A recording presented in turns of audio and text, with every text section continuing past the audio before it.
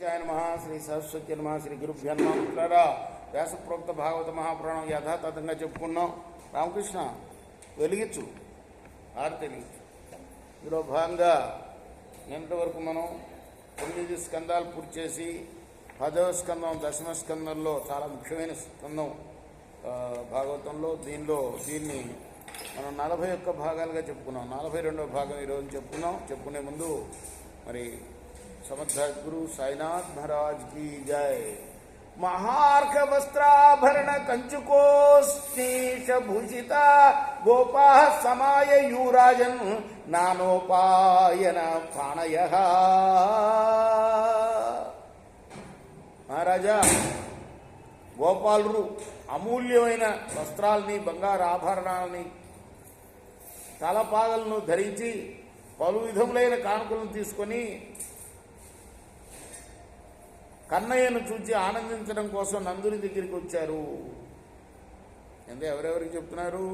పరీక్షన్ మహారాజుకి. ఎవరు? సుఖయోగి.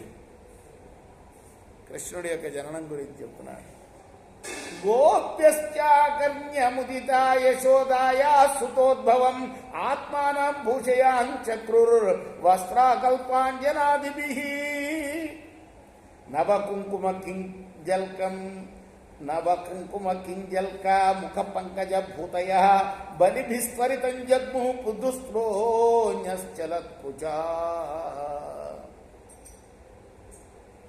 యశోదాదేవికి ఈ కన్నయ్య, బంగారు కన్నయ్య అన్నారు ఇక్కడ.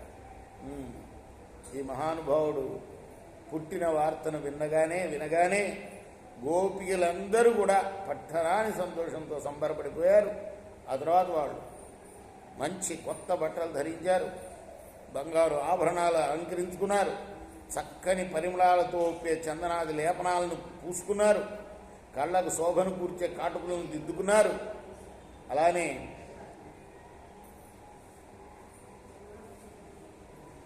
వాళ్ళ వదనాలన్నీ కూడా అపూర్వ వైభవంతో అలరాడుతూ ఆహ్లాదకరంగా కనపడ్డారు వాళ్ళు. ఆ తర్వాత కానుకలను తీసుకొని వయ్యారంగా నడుస్తూ త్వరగా యశోదమ్మ ఇంటికి వచ్చారు.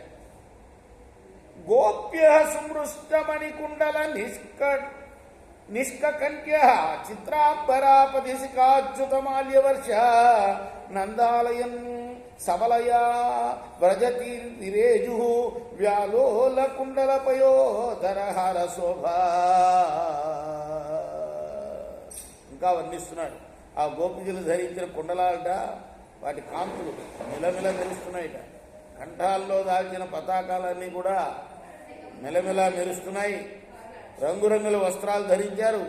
వాళ్ళ శిగలపై అలంకరించిన పూలమాల రేకులు వాళ్ళు కదులుతుంటే దారంతా రాలిపోతున్నాయట.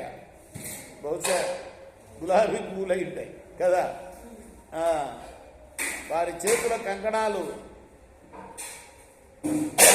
వాటి చప్పుడు ఉన్నదే కనువిందు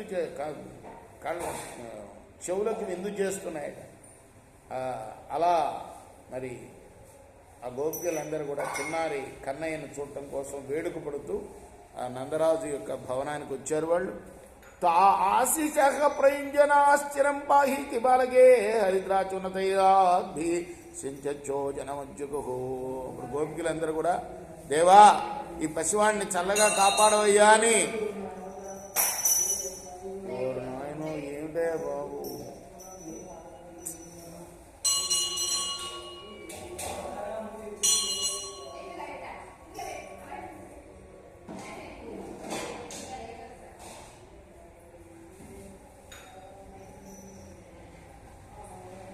దేవుణ్ణి ప్రార్థిస్తున్నారట గోపికలందరూ కూడాను. ఈ పసివాడిని చల్లగా కాపాడాలయ్యా దేవా అని. ఆ తర్వాత ఆ శిశువుకి పసుపు నూనెలను రాసి నిర్మల జలంతో వాళ్ళు అభిషేకించారు. జోకొడుతూ లాలిపాటలు కూడా పాడారు. రేపు మనం మిగతా భాగం 43వ భాగం చెప్పుకున్నాం. కృష్ణార్పణం. సచిదానంద